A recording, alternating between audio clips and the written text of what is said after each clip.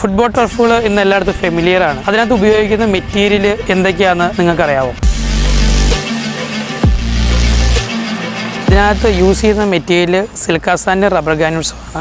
സിൽക്കാസാൻ്റെ ഇതിനകത്ത് ഉപയോഗിക്കുന്നതിന് കാരണം പുല്ലിന് സ്റ്റെബിലിറ്റി ഉണ്ടാവും, അതുപോലെ തന്നെ പുല്ലിന് ഡ്യൂറബിലിറ്റി കിട്ടും. ഒരു അടിയിൽ നിന്നൊരു തണുപ്പുണ്ടാവും. ഈ സിൽക്കാസാൻ്റെ ചെറിയൊരു തണുപ്പുള്ള മെറ്റീരിയലാണ്. അതുപോലെ തന്നെ ഇത് ഡ്രെയിനേജ് സിസ്റ്റം ആണ്. മഴ പെയ്യുമ്പോൾ വെള്ളം ഒഴുകി പോകാനുള്ള സിൽക്കാസാൻ്റെ ഇടുമ്പോഴാണ് മഴ പെയ്യുമ്പോൾ വെള്ളം പെട്ടെന്ന് ഒഴുകി പോവുകയുള്ളൂ. അതിൻ്റെ ടോപ്പ് ലെയർ ആയിട്ട് വരുന്നത് റബ്ബർ ഗ്രാനുൾസ് ആണ്. റബ്ബർ ഗ്രാനുൾസ് ഇടുന്ന മൂലം ഒരു കുഷൻ എഫക്റ്റ് ചെയ്യും. കളിക്കുന്ന കുട്ടികൾക്ക് ഒരു കുഷൻ എഫക്റ്റ് ചെയ്യും. ഇഞ്ചുറികളൊക്കെ പ്രിവെൻറ്റ് ചെയ്യാൻ വേണ്ടിയാണ്. ഡയറക്റ്റ് നമുക്ക് സിൽക്കാസാൻ്റെ മാത്രം ഉപയോഗിച്ചിട്ട് കളിക്കാൻ പറ്റത്തില്ല. അതിന് മുകളിൽ റബ്ബർ ഗ്രാനുൾസും കൂടി ഇട്ടിട്ടാണ് ഈ പുല്ലിനെ നമ്മൾ സ്റ്റഡി ആയിട്ട് നിർത്തി അത് റബ്ബർ ഗ്രാനുൾസ് ഇട്ട് നമുക്ക് പ്രാക്ടീസ് കൊടുക്കാൻ പറ്റുന്നത്.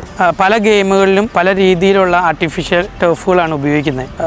ഫുട്ബോളിലാവുമ്പോൾ ഗ്രാസിൻ്റെ തിക്നെസ് 50 mm, 55 mm, 60 mm അങ്ങനെ പല സൈസിൽ വരുന്നുണ്ട്.